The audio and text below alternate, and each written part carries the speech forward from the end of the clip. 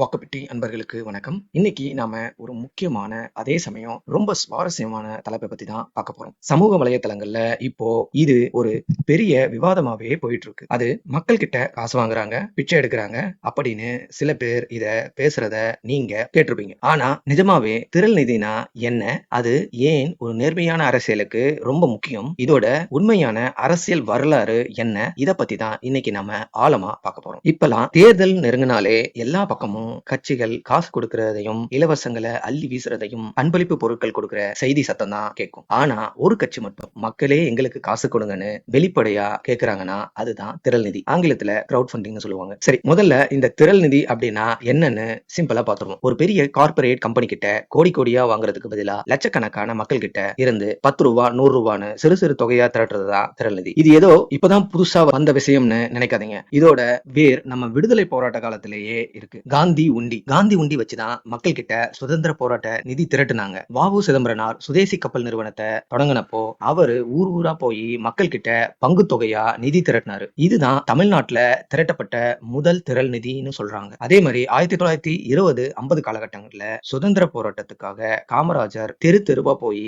காந்தி உண்டி எடுத்துட்டு மக்கள் கிட்ட ஒரு பைசான்னு திரட்டி காங்கிரஸ் கட்சி பணிக்காக செலவிட்டாரு. இது மக்களிடமிருந்து கையேந்தி மக்கள் பணி செய்ய அரசியலுடைய தொடக்கமா இருந்துச்சு. இதனுடைய தொடர்ச்சியா 1954 இருந்து 63 வருஷத்துல காமராஜர் ஆட்சியில பள்ளிக்கூடங்களை சீரமைக்க மக்கள் கிட்ட இருந்து காசு மட்டும் இல்லாம நிலம், கட்டிடம்னு எல்லாத்தையும் நிதியா திரட்டினாரு. கல்வி கண் திறந்த காமராஜர் ஐயா அவர்கள். இன்னைக்கு வேணா டிஎம்கே ஒரு பெரிய கட்சியா பணபலத்தோட ஆட்சியில இருக்கலாம். ஆனா அவங்க கட்சி ஆரம்பிச்சப்போ, அதாவது 1960-70 காலகட்டங்கள்ல திரள் நிதி வாங்கி தான் கட்சி நடத்தினாங்க. திரள் நிதி வாங்குறத ஒரு கொள்கையாவே டிஎம்கே வச்சிருந்தாங்க. அறிஞர் அண்ணா கருணாநிதி திமுக வளர்ந்த காலத்துல 1 ரூபாய் நிதி அப்படின்னு ஒரு இயக்கமே நடத்தினாங்க. 1 ரூபாய் கொடுத்தா ஒரு ஓட்டு நிச்சயம்னு அவங்க கட்சி மேடையில சொல்லி காசு வாங்கி தான் இன்னைக்கு டிஎம்கே உருவாயிருக்கு. எம்ஜிஆர் கூட மக்கள் கூட்டத்துல திரள் நிதி வாங்கியிருக்காரு. 1977 வருஷத்துல நடந்த தமிழ்நாடு சட்டப்பேரவை தேர்தல்ல எதிர்கொள்ள தனது ரசிகர்கிட்டையும் சாமானிய மக்கள் கிட்டையும் 1 ரூபாய் நிதியா கொடுங்கன்னு வேண்டுகோள் விடுத்தாரு. அது ஒரு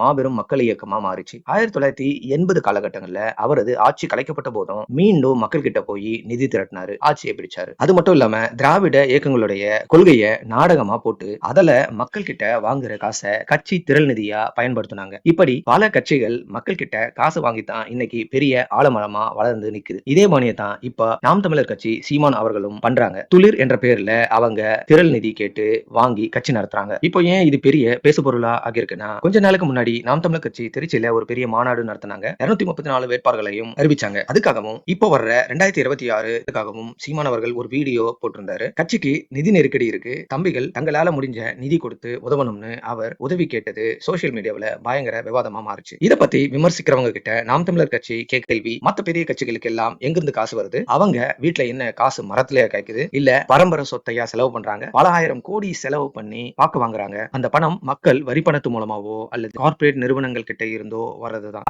நாங்கள் மக்கள் கிட்ட தான் காசு வாங்குறோம், அதை மக்களுக்காகவே செலவு பண்றோம்னு வெளிப்படையா சொல்றாங்க. இது ஒரு வெளிப்படையான நிர்வாகம் அப்படின்னு அவங்க தரப்பு வாதமா இருக்கு. சரி, நிறைய பேருக்கு இருக்கிற சந்தேகமும் எதிர்க்கட்சிகள் வைக்கிற விமர்சனம் என்னன்னா, எப்ப பார்த்தாலும் காசு கேட்கறீங்களே, அந்த பணம் எல்லாம் எங்க போகுது? சீமான் அண்ணன் வாடகை வீட்டுல இருக்காருன்னு சொல்றீங்க, ஆனா சொகுசு கார்ல போறாரு. நாங்க கொடுக்கிற 1000 ரூபாய்க்கு ரசீது இருக்கா? இல்ல இந்த பணத்துல சொத்து வாங்குறீங்களா? தோக்க போற கட்சிக்கு ஏன் மக்கள் காசு கொடுக்கணும்னு ஏகப்பட்ட கேள்விகள் இருக்கு. இப்படி அடுக்கடுக்கா வைக்கிற கேள்விக்கு நாம் தமிழர் கட்சி தரப்புல சொல்றது என்னன்னா, மக்கள் கொடுக்கிற காசு வெளிப்படைத்தன்மையோட கையாளப்படுதுன்னும், அவங்க கிட்ட துளி அப்படின்னு ஒரு ஆப் இருக்கு, அதுல நீங்க கொடுக்கிற ஒவ்வொரு ரூபாய்க்கும் ரசீது வரும். அது எதுக்காக செலவு பண்றாங்க டேட்டாவையும் அங்கேயே வெப்சைட்ல பார்த்து தெரிஞ்சுக்கலாம்னு சொல்றாங்க. நாங்க மதுமான ஆலைக்கிட்டையோ கார்பரேட் கிட்டையோ காசு வாங்குறது இல்ல, அதனால நாங்க யாருக்கும் அடிமை இல்ல, நாங்க ஏழ்மையான பிள்ளைகளா இருக்கிறோம். இந்த பெரிய பெரிய கட்சிகளை களத்துல எதிர்த்து சண்டை போடணும்னா அதுக்கு நிதி தேவைப்படுது, அதனால மக்கள் கிட்ட கையேந்தி நிக்கிறோம். பெரிய கட்சிகள் ஓட்டுக்கு 1000 2000 ரூபாய் கொடுக்கறாங்க,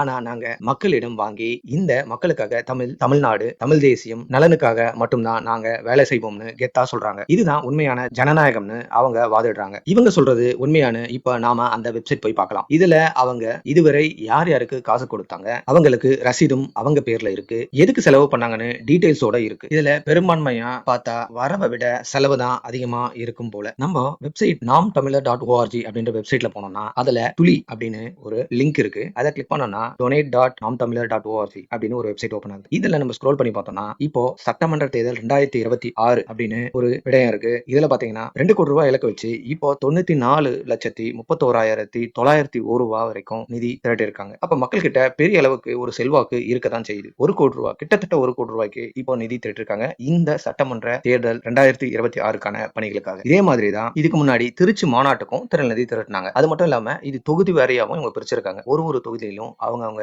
என்னென்ன கொடுத்திருக்காங்கன்ற விஷயமும் இதுல தெளிவா இருக்கு. இப்போ ஒரு தொகுதியா நீங்க உள்ள போனீங்கன்னா இங்க கொடையளிக்க அப்படின்னு கிளிக் பண்ணோம்னா இங்க அவங்க தொகை என்னன்றது 100 500 அப்படின்றது கொடுக்குற மாதிரி இருக்கு. அதுக்கு கீழே நம்ம பேரு டீடைல்ஸ் அதெல்லாம் கொடுக்குற மாதிரி இருக்கு. போன் நம்பர் இமெயில் அட்ரஸ் அதெல்லாம் கொடுத்து சப்மிட் பண்ற மாதிரி இருக்கு. இங்க மேல பற்றுச்சீட்டுன்னு டவுன்லோட் பண்ண ஆப்ஷன் கொடுத்திருக்காங்க. நம்ம எவ்வளவு கொடுக்குறோமோ அதுக்கு நம்ம பேரு நம்ம தொகையை வச்சு இங்க டவுன்லோட் பண்றதுக்கு ஆப்ஷன் இருக்கு. நெய்வேலியை கிளிக் பண்ணி நான் உள்ள போனோம்னா இந்த நெய்வேலியுடைய வேட்பாளர் யாரு, அதற்கான டீடைல்ஸும் அங்க இருக்கு. கடைசியா நெய்வேலியில யார் யாரெல்லாம் பங்களிப்பு அளிச்சிருக்காங்கன்ற டீடைல்ஸையும் டீடைலா கொடுத்திருக்காங்க. டேட் வாரியா எவ்வளவு அமௌண்ட்ன்றதும் இருக்கு. அனைத்தையும் பார்க்கணும் மொத்த டீடைல்ஸும் இங்கேயே கொடுத்திருக்காங்க. பேரு எந்த தொகுதி அவ்வளவு டீடைல்ஸையும் இவங்க அச்சிதமா சேமிச்சு வைக்கிறாங்க. சரி, அரசியல்ல பணபலம் அப்படிங்கிறது ஒரு மிகப்பெரிய சவால். கோடிக்கணக்கான ரூபாய் செலவு பண்ணி விளம்பரம் பண்ற பெரிய கட்சிகளுக்கு நடுவுல திரள் நிதி மூலமா ஒரு சின்ன கட்சி போட்டி போடுறது ஆரோக்கியமான விஷயம் தான். ஆனா அந்த பணத்தை செலவு பண்றதுல எவ்வளவு தூரம் வெளிப்படைத்தன்மை இருக்குன்றதுதான் முக்கியம். ஆதரவாளர்கள் கொடுக்கிற பணத்துக்கு முறையான கணக்கு காட்டுறது எந்த ஒரு கட்சிக்கும் கட்டாயம். திரள் நிதினு ஒண்ணு இல்லைன்னா காங்கிரஸ் டிஎம்கே ஏடிஎம்கேன்னு இன்னைக்கு